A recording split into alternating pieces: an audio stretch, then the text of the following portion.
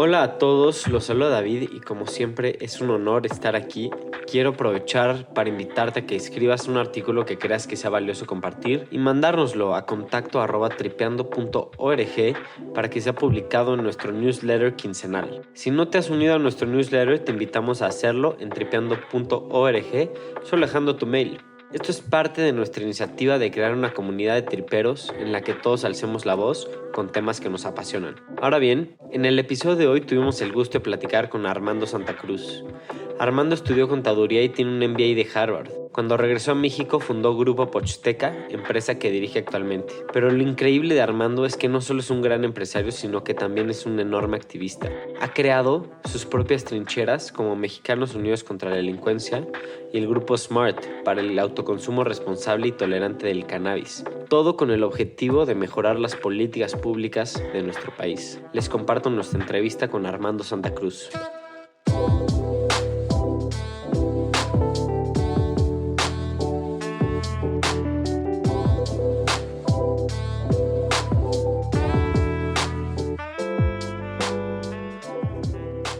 Hola Armando, ¿cómo estás? Hola David, ¿cómo estás? Mucho gusto, qué bueno que estemos platicando. Igualmente, muchas gracias por estar en Tripeando. Me gustaría comenzar preguntándote ¿a qué te dedicas? Mira, yo me dedico a muchas cosas, la verdad. A lo que más me dedico es a ser empresario. O sea, yo fundé una empresa hace ya 31 años con un cuate mío de toda la vida, una empresa que se llama Grupo Pochsteca, que vendemos químicos y materias primas a la industria y fabricamos algunas cosas. Cotizamos en la Bolsa Mexicana de Valores, entonces, pues bueno, me demanda bastante tiempo, ¿no? Esa es mi ocupación primordial, pero también dedico mucho tiempo a temas de activismo. ¿Nos puedes platicar un poco de algunos de estos temas de activismo? Pues mira, participo en varias cosas. Una de las más antiguas, soy cofundador y hoy día presidente de México Unido contra la Delincuencia, que es una organización que formamos cuando empezó a deteriorarse en México el tema de la seguridad, cuando empezaron a crecer los secuestros, todo esto. Y lo que busca México Unido contra la Delincuencia pues, es tener un país con cultura de legalidad, sin impunidad y con instituciones de procuración y administración de justicia que funcionen, ¿no? Entonces, llevamos ya muchos años, tenemos un programa de cultura y legalidad muy robusto, que no solo es capacitar en cultura y legalidad, sino que tenemos también programas comunitarios donde creamos liderazgos comunitarios, donde creamos programas de cultura y legalidad y líderes juveniles para que la gente entienda e internalice el valor del Estado de Derecho, de vivir en un lugar con Estado de Derecho. Y dentro de ese mismo programa tenemos, por ejemplo, programas de monitoreo de ministerios públicos que son fenomenales porque le ponemos marcaje personal a los MPs, ponemos una persona nuestra allá adentro, un abogado, que hace encuestas de salida, va sacando indicadores de desempeño periódicamente y los publicamos. Y esto pues, va haciendo que los MPs vayan mejorando su desempeño en todos los aspectos, en el aspecto higiénico, o sea, de tener limpios los baños, de tener sillas para que la gente se siente, de tener el letrero que diga quién es el jefe de turno para poder recurrir a él, hasta cuestiones jurídicas, como no inducir la denuncia, como leerle sus derechos a los ciudadanos cuando llegan a denunciar, etcétera, ¿no? Tenemos un programa, dentro de ese programa también, uno de seguimiento a salas de juicios orales, que también hemos publicado hallazgos bien interesantes en ese sentido. Tenemos también un programa de política de drogas que creo que ha sido, además de ser pionero en México, yo creo que es en donde más impacto hemos tenido en la sociedad mexicana, porque a través de ese programa, además de que iniciamos una fase inicial promoviendo diálogos públicos muy interesantes donde trajimos expertos de todo el mundo y políticos que han optado por regular o por un enfoque de salud pública en lugar de prohibir. Y fuimos llevando eso a un proceso de educación primero del Círculo Rojo y de los influencers. Digo, más que influencers de redes sociales, me refiero a congresistas, procuradores, o sea, gente que está metida en la hechura de la política pública. Y luego nos dimos cuenta de que los políticos en privado ya estaban de acuerdo con nosotros, pero no hacían nada. Y nos dimos cuenta que el problema es que la mayoría de la opinión pública está en contra de legalizar las drogas. Entonces dijimos, bueno, tenemos que hacer algo, por una parte que obliga a los políticos a tomar decisiones y por otro que vaya cambiando la opinión pública, para que el político que está de acuerdo, pero es suficientemente timorato o miedoso como para tomar una decisión en contra de su electorado, o sea, en lugar de hacerle como Pepe Mujica en Uruguay, que cuando sus asesores le dijeron, oiga, esto tiene un costo electoral altísimo porque la mayoría de los uruguayos se oponen, él le dijo a su grupo de expertos, oigan, pero esto es la decisión correcta de política pública. Sí, sí es. Ah, bueno, entonces nuestra responsabilidad de educar a la opinión pública, ¿no? Y fue lo que hizo con el programa de regulación responsable, que es fantástico, lo puedes encontrar en YouTube. Entonces nosotros dijimos, vamos a tomar una medida que genere un splash mediático para que nos dé micrófono y podamos explicarle a la opinión pública. Entonces fue cuando metimos los amparos que ganamos ya hace algunos años y que luego seguimos ganando otros hasta que se hizo jurisprudencia. Y eso nos dio la oportunidad de hablarle directamente a la opinión pública en medios, nos buscaron mucho los medios y fuimos cambiando la opinión pública. Antes de que saliéramos por primera vez, digamos, ya a medios masivos, más del 90% de la población se oponía a legalizar la marihuana. Hoy día ya es casi 50-50, ¿no? Ligeramente más en contra, pero ya es muy fácil lo que nos falta por llegar, ¿no? Entonces, es México Unido contra la Delincuencia. También estoy en el Consejo de Mexicanos contra la Corrupción desde que se fundó y he hecho algunas colaboraciones cercanas ahí con ellos, particularmente el caso de Borge. Borge en nuestra empresa nos robó y cuando empecé a darme cuenta de que no fue nada más un accidente con nosotros, sino que era una forma de operar, que tenían un mecanismo de despojo en Quintana Roo, empecé a entrevistar gente y a documentar casos y cuando tuve suficientes como para darme cuenta que esto era un patrón sistemático, me acerqué con Claudio González y le dije, oye, Claudio, esto está muy grueso lo que está pasando en Quintana Roo. Están robándole a la gente bienes raíces, empresas, dinero. Y entonces pues ya se detonó todo el rollo y sacamos un reportaje padrísimo que se llamaba Los Piratas de Borge, que documenta todas las trampas, ¿no?, que hicieron estos cuates. Y participo en algunas otras cosas por ahí de ese tipo, ¿no? Qué increíble, qué interesante. Y me gustaría más adelante entrar un poco más a fondo de algunas de las cosas que has mencionado. Pero me interesa también mucho tu trayectoria tan diversa y tan dividida entre el sector privado y la participación ciudadana y el activismo que realizas.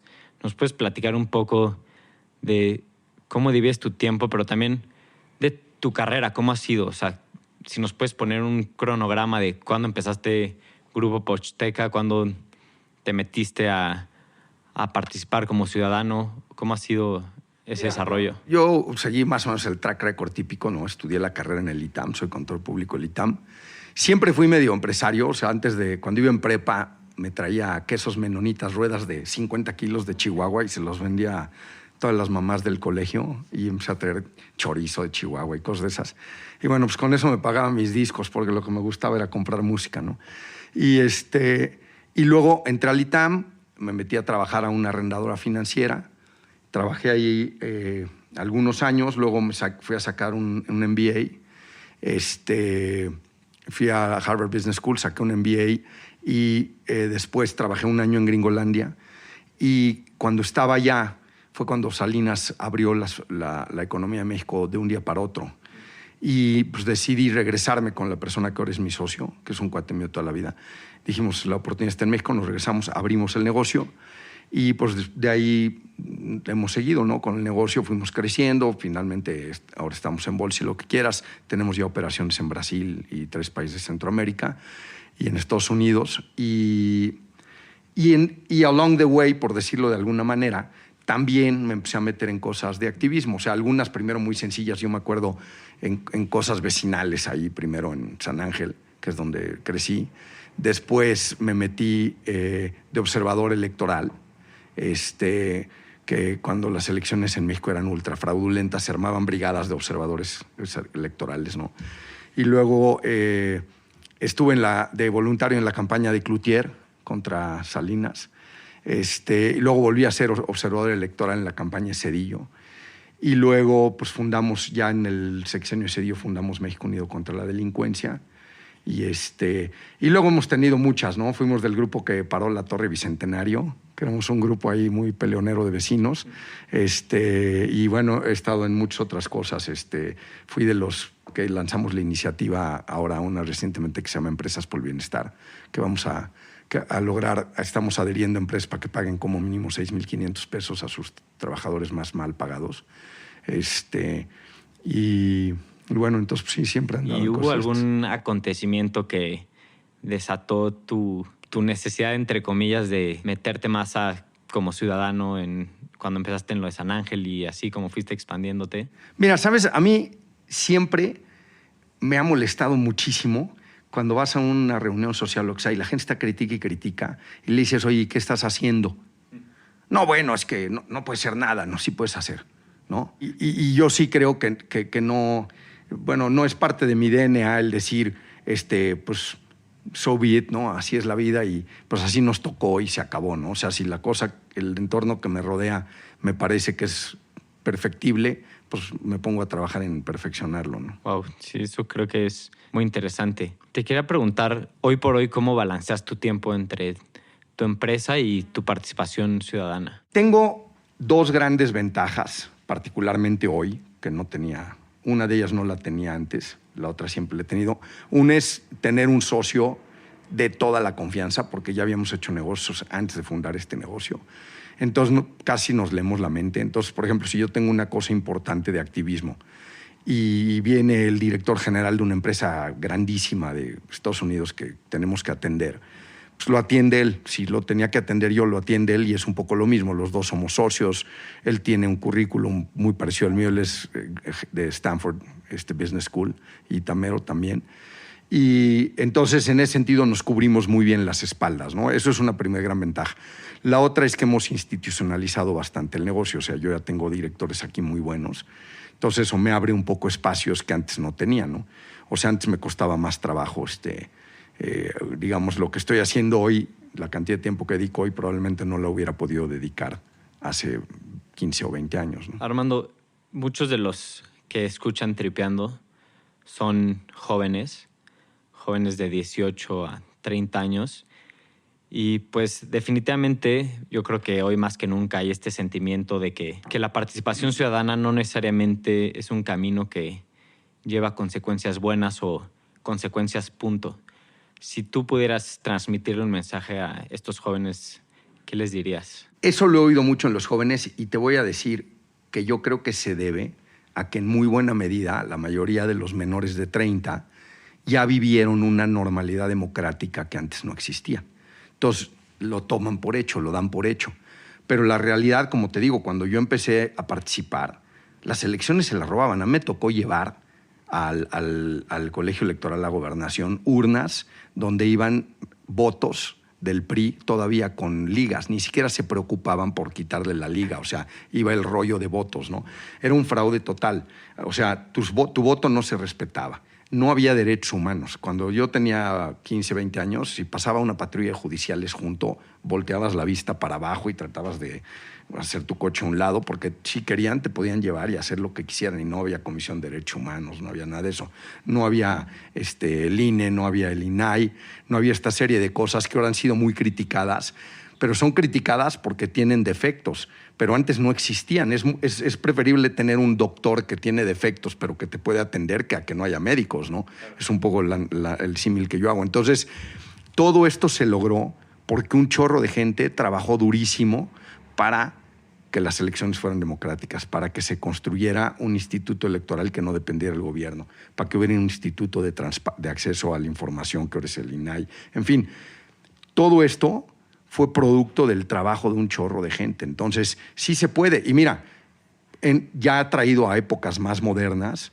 Yo creo que lo de la marihuana es un ejemplo perfecto. O sea, cuando yo empecé con esto y empezamos mi grupo hace unos 8 o 10 años, bueno, o sea, no tienes idea la cantidad de gente que me decía, güey, están locos, eso no va a cambiar nunca, y en México menos, ¿no?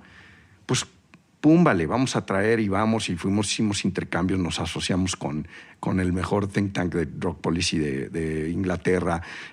Invitamos a Ethan Edelman, que es el que encabezó los esfuerzos de legalización en Estados Unidos, que es el que yo creo que Ethan es el padre de la legalización en Estados Unidos. O sea, te pones a hacer alianzas, y déjame contarte una cosa que es padrísima. Toda esta gente la contacté en cold calls. O sea, yo me puse a leer y dije, a ver, ¿a quién traemos para el congreso? Hicimos un congreso padrísimo que se llamó Drogas, un balance a 100 años de su prohibición, ahí en el Museo de Antropología. Dije, a ver, pues el juez Jim Gray, es un juez federal gringo, ha escrito mucho en contra de la prohibición. Pues hay que traerlo. Pum, busqué sus datos, le mandé un correo y me contestó. Y pum, chateamos y órale. Luego, pues, Ethan, pues órale, Ethan. Y así, y entonces, y claro, una cosa lleva a la otra. Entonces ya uno de ellos te dice, oye, no, César Gaviria, el expresidente de Colombia, es buenísimo porque él era un guerrero antidrogas y ahora se convenció de que eso no sirve. Oye, pero yo no lo conozco, a ver, déjame ver si yo te lo consigo, ¿no? Pero entonces armamos, lo puedes buscar en nuestra página, trajimos expresidentes, alcaldes, primer ministros y empezamos cold calling, o sea, hablando de cero a gente que no conocíamos. Entonces, claro que se puede perfecto. Sin duda, creo que esto de el cold call está underrated, ¿no? En muchos sentidos, nunca haces el poder de un mail o el poder de una llamada. ¿Nos puedes platicar un poco el amparo y por qué decidieron hacerlo como un camino para la legalización? Mira, primero, si quieres, déjame irme un poquito para atrás, ¿por qué queremos legalizar, no? Claro. ¿No? Porque yo creo que ese es el meollo del asunto. Nosotros estudiamos mucho el fenómeno de la delincuencia, la violencia en México y todo el tema de la justicia, y al paso del tiempo nos fuimos dando cuenta de que, como dicen los americanos, todo mundo discutía una bola de temas, pero nadie hablaba del elefante en la recámara, ¿no? Había un elefante gigante en la recámara y todo el mundo hacía como que no existía y se llamaba la prohibición de las drogas, ¿no? Que esa prohibición de las drogas estaba generando una violencia brutal, un ingreso enorme para el crimen organizado y una corrosión de las instituciones, ¿no? Entonces dijimos, ¿qué hace más daño? ¿Que las drogas sean legales o que sean ilegales? Y nos fuimos a estudiar y está comprobado, o sea, no estoy inventando ni son teorías mías. Todos los países que han optado por un enfoque de salud pública y de regulación en lugar de uno de prohibición, todos sin excepción han reducido el daño global a la sociedad. Entonces dijimos, bueno, pues tenemos que irnos por esa vía, ¿no? Entonces fue, como te digo, paso 1, empecemos a generar la discusión, que fueron esos primeros congresos. ¿Esto como en qué año? Esto fue hace 9 años, lo de ese foro de drogas, un balance a 100 años de su prohibición. No, es más, fue en el 2000, no, sí, creo que sí. Y entonces, después de todo ese proceso, y como te decía que los políticos, aunque ya entendían, no respondían, porque hacíamos cosas como, además de foros públicos, por decirte, si venía Ruth Dreyfus, que fue primera ministra de Suiza, y es la que puso los centros de inyección segura donde le regalan la heroína a los adictos y eso. Entonces decíamos, organizamos una cena en mi casa con Ruth y con 10 congresistas y procuradores, todo para que les explique, ¿no? Y nos dimos cuenta que sí se estaban convenciendo, pero no tomaban medidas, por lo que te digo, porque la opinión pública seguía en contra. Y hay muy poco político estadista que esté dispuesto a tomar una bandera correcta, aun y cuando sea impopular. Entonces dijimos, tenemos que hacer algo que por una parte los obligue a tomar decisiones, y un fallo judicial los obliga, y por otra haga que la discusión se extienda a la opinión pública. Entonces dijimos, los amparos pueden ser una gran arma. Entonces, los amparos son muy interesantes porque los basamos en dos criterios. Uno es el principio de proporcionalidad y el otro el principio del libre desarrollo de la persona, ¿no? El de proporcionalidad, ¿qué quiere decir? La ley dice que los castigos deben de ser proporcionales al delito. Entonces, lo que hicimos fue armar un grupo de expertos y trajimos amicus curiae, por ejemplo, de Juan Ramón de la Fuente, de gente ultra respetada de ese tipo, que nos hacían amicus en donde ponían evidencia científica de que el alcohol y la nicotina eran más dañinos que la marihuana y mucho más tóxicos, mucho más adictivos, ¿no? Entonces dijimos, aquí hay un argumento de que hay una desproporcionalidad en el castigo a la marihuana comparado con el castigo al alcohol y al cigarro. Y el segundo argumento fue el libre desarrollo de la persona, es decir, el Estado no tiene por qué decirme cómo lleve yo mi vida mientras no fastidie a nadie más. Entonces, nosotros estamos de acuerdo en que si manejo marihuana me metan a la cárcel, o si uso maquinaria marihuana me metan a la cárcel. Pero si me fumo un churro en mi casa viendo Los Simpsons, es problema mío, ¿me entiendes? No estoy molestando a nadie. Entonces, esos fueron los dos principios en que se sustentó el fallo. Y bueno, pues funcionó muy bien, y luego pues fuimos empujando subsecuentemente otros grupos afines a nosotros y se logró la jurisprudencia. ¿Puedes brevemente explicar qué es un amicus curiae y cuáles fueron las consecuencias del que presentaron? Mira, un amicus curiae en latín quiere decir amigo de la corte, ¿no? Y lo que es que en cualquier juicio, alguien que cree que puede aportar algo al juicio puede llegar con un documento diciendo, oigan, yo traigo esta aportación al juicio como amigo de la corte. Ese es un amicus curiae.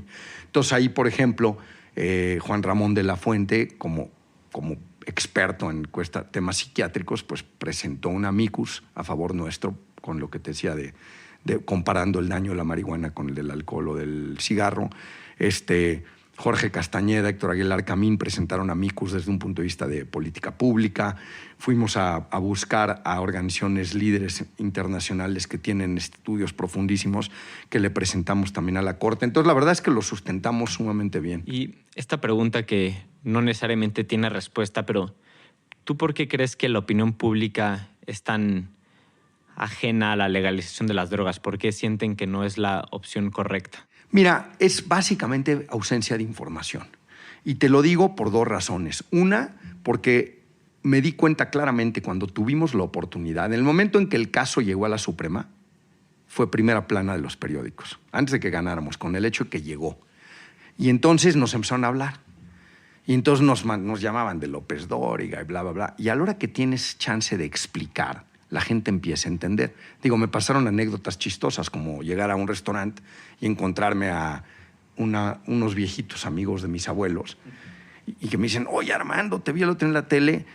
Y fíjate que te tengo que confesar que yo siempre le había dicho a mi esposa que yo no estaba de acuerdo contigo, pero ya, ahora que te oí hablando completo, tienes razón, ¿eh? Yo creo que ustedes tienen razón. Y me pasó con el peluquero, ¿no? Oiga, lo vi el otro día ahí con Leo Zuckerman y pues tiene razón, oiga, yo no lo había pensado, ¿no? Y la otra es que he regalado mucho algunos libros del tema. Hay uno en especial para la gente que tiene este tema moral con las drogas, porque hay gente que más allá del tema legal o médico, tienen como un tabú moral, ¿no?, con el tema de las drogas. Entonces yo siempre les recomiendo que lean un libro de Johann Hari que se llama Tras el grito, en inglés es Chasing the Scream. Porque ahí entiendes perfectamente que la mayoría de las gentes con un problema de adicciones tienen un problema de adicciones porque fueron víctimas de abuso cuando fueron jóvenes o en alguna etapa de esa vida. Cualquier tipo de abuso, o sea, abuso sexual, violencia, en fin. Entonces, cuando tú criminalizas a los adictos, estás victimizando a las víctimas. O sea, es la política más inhumana que existe. Y con ese libro, por ejemplo, he logrado convertir a varias gentes súper mochas. O sea, gentes que eran hiperreligiosas y que por el tema religioso tenían una repulsión al tema de la legalización, ¿no? Entonces le dices, a ver, si quieres ayudar a esa gente, lo que tienes que hacer es regular las drogas, no encarcelar a todo mundo por las drogas, ¿no? Y obligarlos a que las usen en callejones oscuros, ¿no?, sin ningún tipo de ayuda. Entonces, yo creo que la opinión pública, lo que le pasa con ciertos temas complejos es que no cuenta con la información. O sea, es un poco como muchas políticas públicas efectivas son contraintuitivas. Es contraintuitivo pensar que si legalizas vas a bajar el daño, ¿no? Es contraintuitivo pensar que si le haces difícil la vida a los coches vas a mejorar el tráfico y vas a mejorar la vialidad, ¿no? Pero por los países que han solventado el problema de tráfico, como Dinamarca, quitaron estacionamientos, cerraron calles, ¿no? Tú cuando dices eso te quieren matar. Eso nos pasaba en las luchas vecinales, ¿no? ¡Estás loco! Si lo que tenemos un problema de tráfico, necesitamos otro segundo piso y otro. No. Necesitamos tirar el segundo piso, cabrón. O sea, necesitamos meter mucho más ciclopistas, que se roben carriles. Necesitamos ampliar las banquetas y que se roben carriles. Y entonces vamos a tener una ciudad humana y vivible. Y cuando empieza la gente a oponerse, yo así soy, así opero yo. Así opero en las drogas y así opero en el urbanismo. Tengo mi altero de Biblias de cada tema. Okay. Entonces, al que se opone al tema urbano, le regalo el de Jane Jacobs, de The Life and Death of the American City. Le digo, léelo y luego platicamos. Después de eso se convierten en apóstoles. Al que las drogas le doy ese, ¿no? Al que dice que Estados Unidos no está capturado por las corporaciones, le doy The Myth of Capitalism, y a las 3 semanas ya cree que sí tenemos que hacer un cambio. Entonces, creo que luego en el activismo es importante ubicar los libros más elocuentes, los que cuando los lees con la mente abierta son transformacionales, y entonces ten tu arsenal y dáselo a las gentes que tengas que convencer, que sea importante convencerlos. El tema de la legalización de las drogas es muy complejo y sobre todo en México. ¿Tú lo abordas usualmente desde una perspectiva más de salud, como lo que mencionas de las adicciones, o de seguridad? Mira, de los dos. Y más que nada te diría yo bajo un tema de justicia. O sea, es injusto que si alguien quiere usar drogas, tú o yo estemos en riesgo de que nos den un balazo en una balacera, ¿no? Es injusto que si yo quiero usar drogas, me juegue la vida con una droga que si fuera legal no representa ningún riesgo. Y te doy un ejemplo, la tacha, el MDMA. El MDMA, cuando se usa en pruebas controladas, no existen ningún caso de muerte. Las muertes por tacha es porque no les dan tacha. Pero ¿por qué te metes una tacha que viene contaminada? Porque no puedes comprarla como una medicina que dice 100 gramos de esto, 2 gramos del otro, ¿no? Entonces, uno es el tema de justicia, y otra cosa muy importante, hay cantidad de gente en la cárcel, que está en la cárcel. Para darte una idea, en México, 40% de los prisioneros en prisiones federales que están por delitos contra la salud, por portación o consumo, tenían menos de 500 pesos de droga en su cuerpo. Si tú crees que eso es una amenaza para la sociedad, me cae que me doy. O sea, ¿en qué gana la sociedad encarcelando a alguien que trae 300 pesos de alguna droga en sí, ¿no? Y otra muy importante desde el punto de vista de justicia. Hoy día las policías están distraídas con el tema de las drogas, cuando lo que realmente lacera a la sociedad es la violación, la extorsión, el secuestro, el homicidio. Entonces, en lugar de que estén los policías afuera de los antros viendo a ver a qué chavos se agarran para bajarle una lana, si legalizaras las drogas, dejaría de ser negocio para ellos eso y se tendrían que poner a trabajar en lo que tienen que estar trabajando, ¿no? ¿Tú estás a favor de legalizar todas las drogas? Mientras más peligrosa, más a favor estoy de legalizar. Porque nadie se ha muerto de una sobredosis de marihuana. O sea, si a ti te venden marihuana chafa, pues a lo mejor no te pones high y te da dolor de cabeza, pero nunca se ha muerto nadie por eso. Si a ti te venden heroína adulterada, ve lo que está pasando en Estados Unidos. Estados Unidos es el único país desarrollado del mundo cuya expectativa de vida en hombres blancos está bajando. Y básicamente es la crisis de opioides. Y la crisis de opioides, es cierto que Big Pharma los empujó, pero la realidad es que la gente no se muere cuando está usando Oxycontin. La gente se muere cuando el doctor dice, bueno, ya, se acabó el Oxycontin, y entonces salen al mercado negro a comprar heroína. Y entonces pues, la heroína puede tener fentanilo o puede tener una concentración más alta de lo normal. No sabes, cada vez es una ruleta rusa. Es como si te tomaras un drink que no sabes cuánto alcohol tiene ni qué alcohol, ¿no? Estas drogas, que creo que es el ejemplo más claro que le viene a la gente cuando se empieza el debate hablando de heroína, que se cree que básicamente lo haces una vez y te vuelves adicto. Bullshit. Mira, esos son de los grandes errores de la prohibición y del enfoque moralino, es tratar de convencer a la gente que no use drogas asustándola. Tú tienes que decirle la verdad a la gente. ¿Qué pasó en los 60s cuando empezaron las drogas y que les decían, no, hombre, es horrible, las drogas, go ask Alice? Era un libro que nos regalaban los papás, ¿no? En esa época, donde había una chava que probó la marihuana y se convirtió casi en una mujer que hacía niños en brochetas al carbón, ¿no? Y resulta pues, que el día que pruebas la marihuana y ves que no pasa nada de lo que te dijeron, dices, el día que te ofrecen cocaína, dices, pues va a ser igual, y el día que te ofrecen cristal. Es mejor hablar con la verdad. Hay que decir, estos son los riesgos, ¿no? La mota, los amigos míos que se clavaron en la mota en la universidad, hoy día son unos perdedores, cabrón. Son güeyes que no han llegado a nada, que sus vidas son muy tristes. Entonces, la mota sí tiene sus problemas, pero también habemos miles de gentes que fumamos mota hace 40 años y que, bueno, pues, yo no creo que mi vida sea un fracaso, ¿no? Y no sea un mal padre de familia, eso. O sea, entonces hay que ser honestos, hay que reconocer, el ser humano ha usado drogas toda su vida, el alcohol es una droga, empecemos por decir las cosas por su nombre, la nicotina es una droga, y entonces en lugar de prohibirla, hay que hacer lo que hicimos con la nicotina, que ha sido exitosísimo, que es regularla duro, grabarla fiscalmente duro, sin grabarla tanto que la mandes al mercado negro, y gastar durísimo en campañas educativas y en hacer difícil su consumo sin prohibirlo. O sea, yo la primera vez que dejé de fumar fue cuando me fui a estudiar a Estados Unidos. ¿Y por qué dejé de fumar? Pues porque era un fastidio, cabrón. No podía yo fumar adentro de la escuela, no podía yo fumar en el restaurante, no podía yo bla, bla, bla, que ahora ya se normalizó aquí eso también. Pero eso me hace pensar, bueno, entonces dices, bueno, pues ya mejor dejo de fumar, ¿no? Pero no me metían a la cárcel. Entonces, educar, digamos, hacer nudges, como dicen los de behavioral economists, ¿no?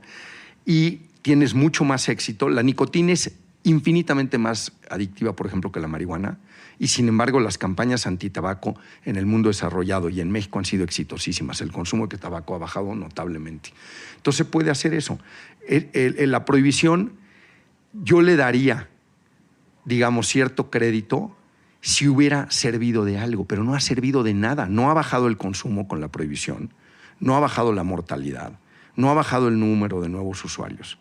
Entonces, mejor entrémosle con un enfoque de salud pública, y algo que creo que es imperativo hacer es lo que hicieron los portugueses.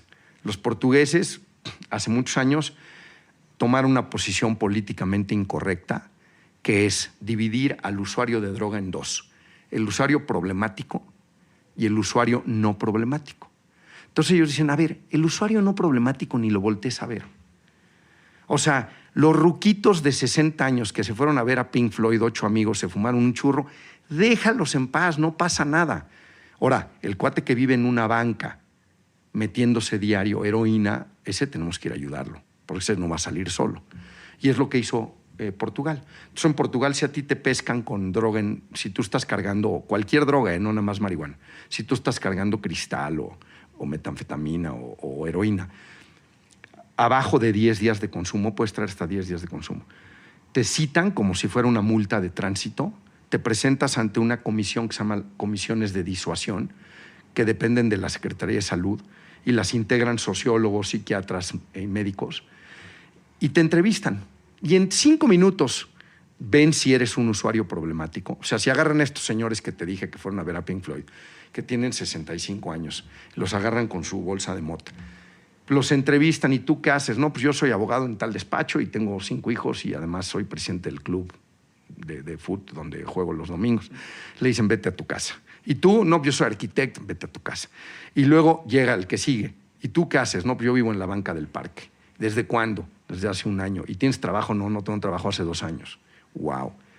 ¿Y usas alguna droga? Pues sí, uso heroína. Uf, trae a la trabajadora social y vamos a ofrecerle ayuda a esta persona. Y le ofrecen ayuda, no lo meten a la cárcel. ¿Y qué ha pasado en Portugal? Portugal pasó de ser uno de los 3 países con mayor uso de heroína en Europa a ser uno de los más bajo consumo de heroína en Europa. O sea, ahorita Portugal está en el tercio bajo de la tabla de consumo en todas las drogas en Europa, a pesar de este approach, ¿no? ¿Crees que hay algún riesgo de legalizar las drogas? Particularmente estoy pensando si las políticas públicas no son bien implementadas o si no se actúa bien de parte del... Mira, es mucho mejor legalizar con un Estado robusto y con una regulación óptima. Sin embargo, legalizar con una regulación medio endeble va a ser mejor que la prohibición que existe hoy día. Porque el momento en que legalizas, mira, la droga es un gran negocio porque es ilegal. En el momento en que es legal, el mejor ejemplo lo tienes con la marihuana. Hoy en Canadá hay un superávit de no sé cuántas decenas de toneladas de marihuana. Hay un gran problema de exceso de oferta. En Oregón, que fue el primer estado que legalizó, del día que se legalizó al año pasado había caído 75% el precio. Entonces, tenemos un problema, ¿no? Porque si tú tienes un cártel y vives de vender droga, el día que te la legalizan se acabó el negocio, ¿no? Se acabó el negocio. Y más en marihuana, que la gente la puede producir en su casa. Entonces, yo creo que sería una ventaja enorme, y el tema de las muertes por sobredosis, con una regulación prácticamente las puedes eliminar. La gente muere por sobredosis porque no sabe lo que se está inyectando o lo que están metiendo. Y en temas de seguridad y narcotráfico, ¿crees que ayudaría mucho legalizar? Sin duda ayudaría. Ya no ayudaría lo que hubiera ayudado hace 30 años, cuando los cárteles solo se dedicaban al narco, porque ya se han diversificado. Pero sí ayudaría, ¿por qué? Por varias razones. Una, porque es como si tú coges, por decir, al imperio de Slim y le quitas Teléfonos de México. Pues no desaparece Slim, pero le das una puñalada en el estómago, ¿no? O sea, es una de sus principales fuentes de ingreso, ¿no? Segundo, y creo que muy importante, mucha de la violencia en México deriva del narcomenudeo. Son pleitos por los mercados. Entonces, si ya ese mercado no vale dinero, ¿para qué te peleas?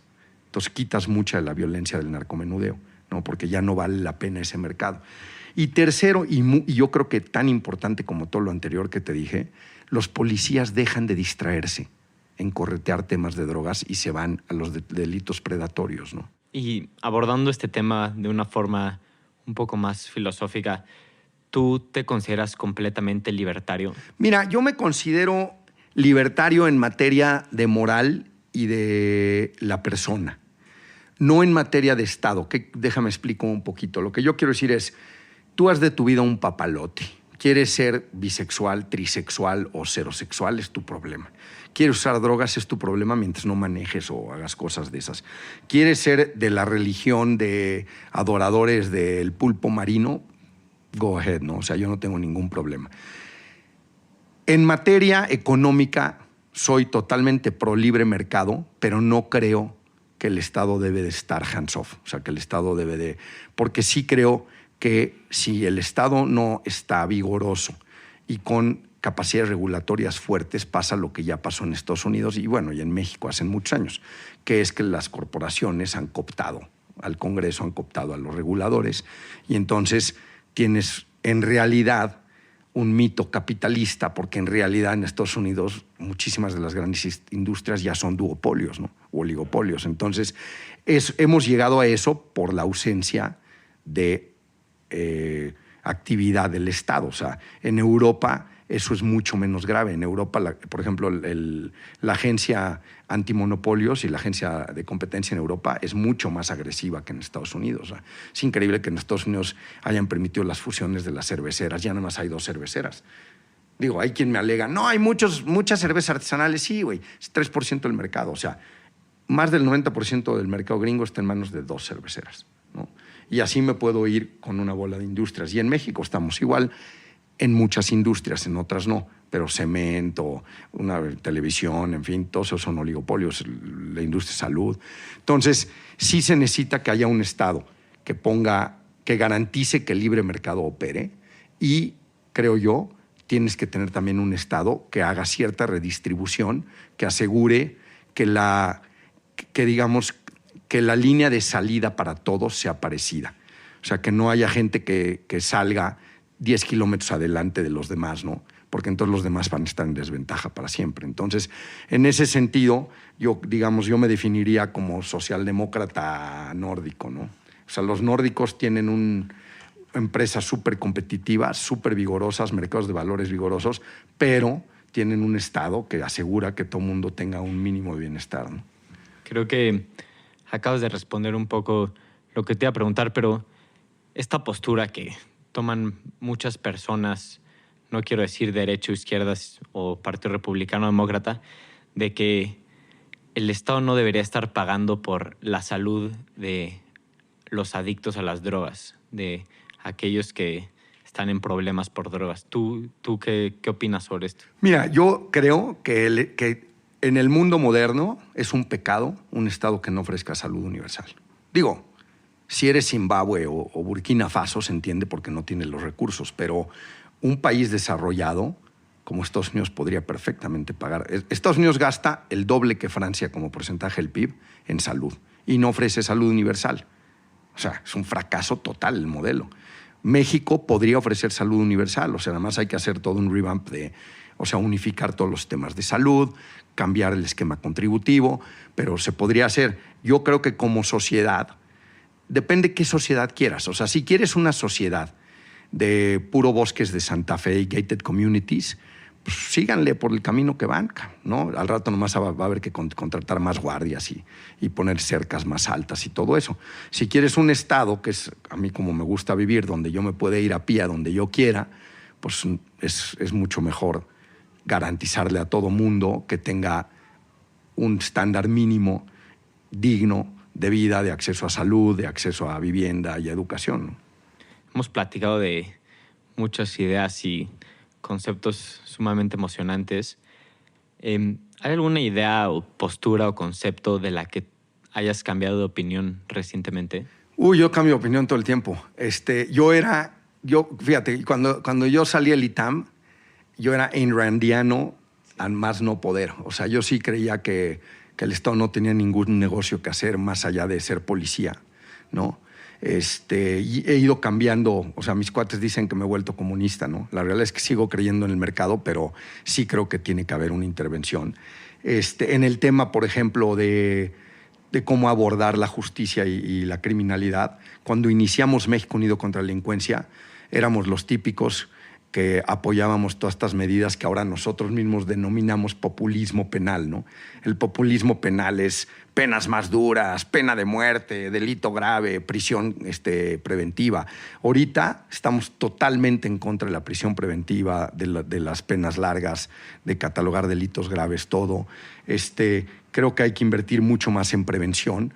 Nosotros fuimos del colectivo Seguridad Sin Guerra, los que nos opusimos desde antes de ahorita al ejército en las calles y fuimos el grupo que metió la controversia constitucional, el colectivo ese, que se ganó y luego cambiaron la Constitución. Pero todas esas cosas, bueno, pues yo te diría que antes era mucho más de corte de derecha tradicional, ¿no?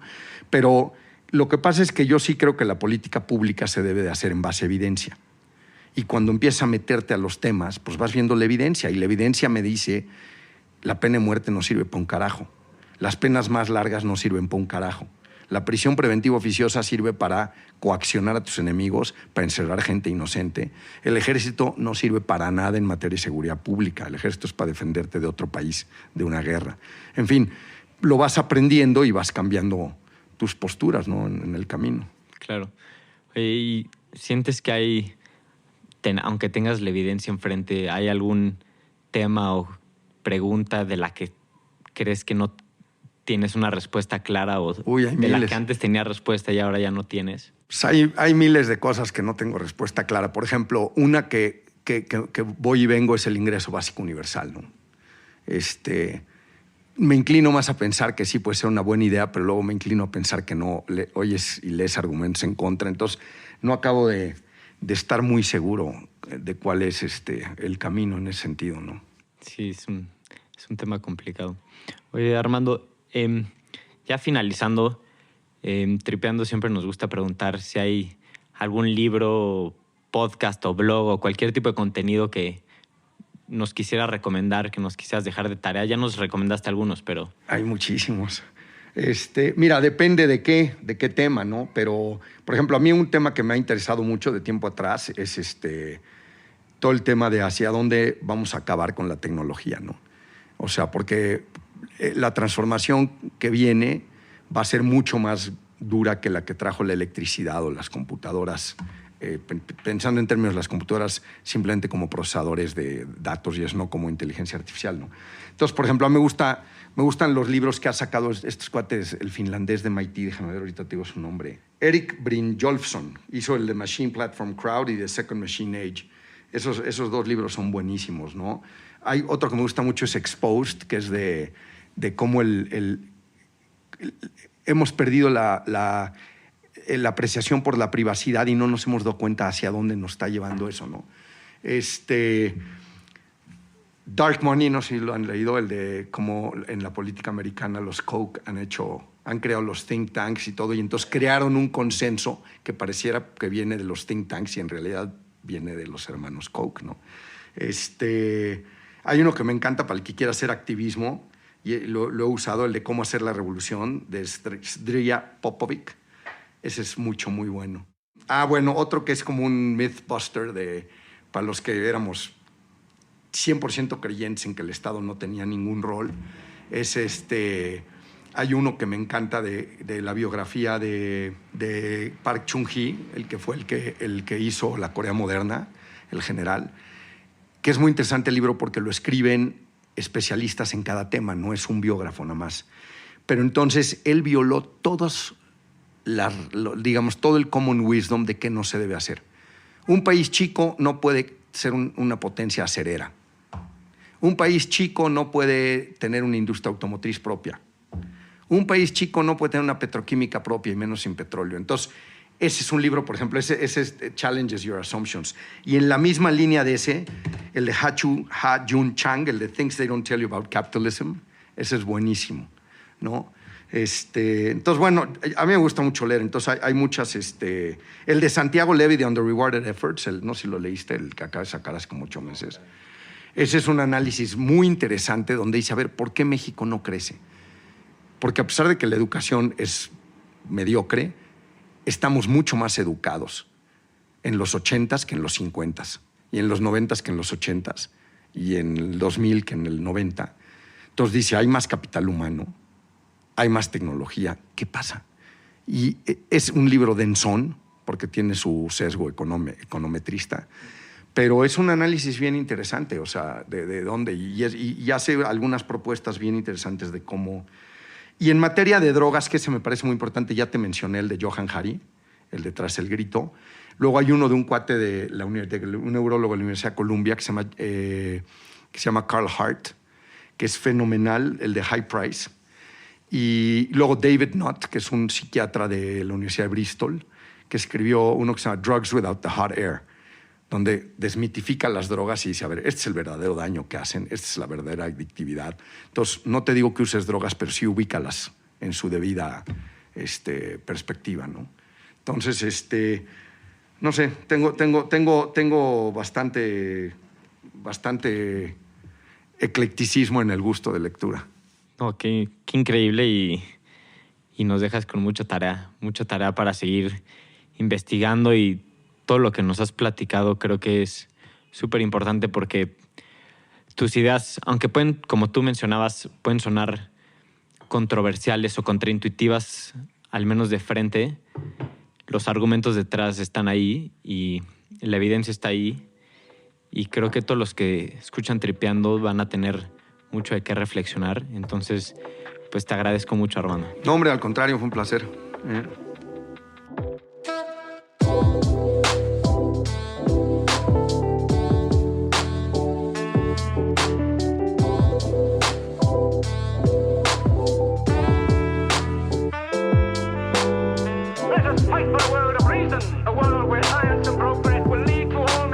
Why do we crystallize imagination? I have my mind. The mind needs books like a sword needs a whetstone. Artificial intelligence could spell the end of the human race.